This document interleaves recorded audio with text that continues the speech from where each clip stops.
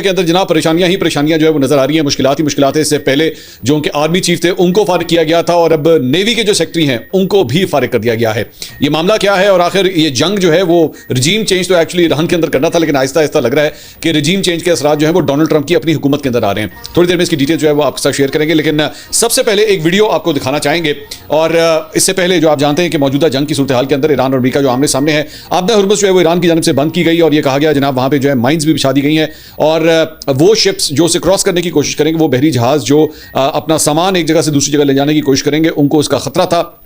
बाद में अमेरिका की जानिब से जो है वहां पे एक नेवल ब्लॉकेड यानी कि नाकाबंदी कर दी गई और जहाज़ों को रोकने का सिलसिला जो है वो शुरू किया गया। लेकिन अब ईरान की जानिब से भी जो है वो इसके अंदर बड़ी मतलब एग्रेसिव अप्रोच जो है वो दिखाई जा रही है और ये वीडियो ईरान की जानिब से जो है वो रिलीज़ की गई है। ये लाइबेरिया का एक फ्लैग जहाज़ था, MSC अपेमेंडोस ये उसका नाम था और इस जहाज़ के ऊपर जो है वो पासारान इनकलाब ने एक्चुअली कब्जा किया और इसकी वीडियो फुटेज भी जो है वो बाकायदा तौर पर उन्होंने रिलीज़ की। अब ये गालिबन मेरे ख्याल में शायद ये पहली दफ़ा है कि एक वीडियो फुटेज सामने आई है कि एक्चुअली जहाज़ के ऊपर जो है वो पासारान इनकलाब जो है वो कब्जा करते किस तरह है। और इसके अंदर देखा जा सकता है कि छोटी कश्तियाँ जिसमें ज़्यादा लोग सवार नहीं होते, 7, 8, 9 लोग ही इसके अंदर सवार होते हैं। वहाँ पे उनके जो कमांडोज हैं जिन्होंने देखिए चेहरे के ऊपर जो है वो मास्क लगाए हुए हैं,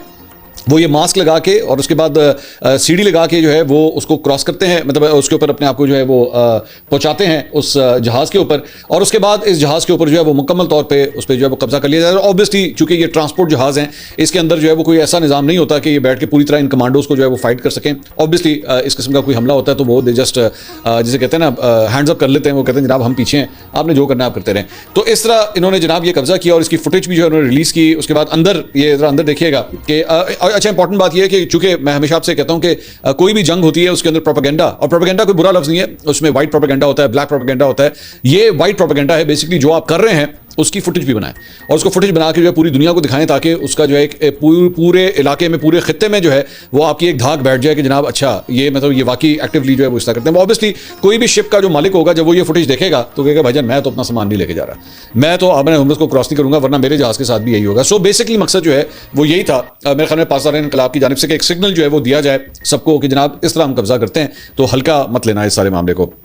इसके साथ साथ जनाब एक और फुटेज भी जो है वो सामने आई है, अपनी गवर्नमेंट को सपोर्ट करने का सिलसिला जो है वो ईरानी अवाम की जानिब से जो है वो जारी है। और अब ये एक और फुटेज सामने आई है जिसमें 53वीं रात जो है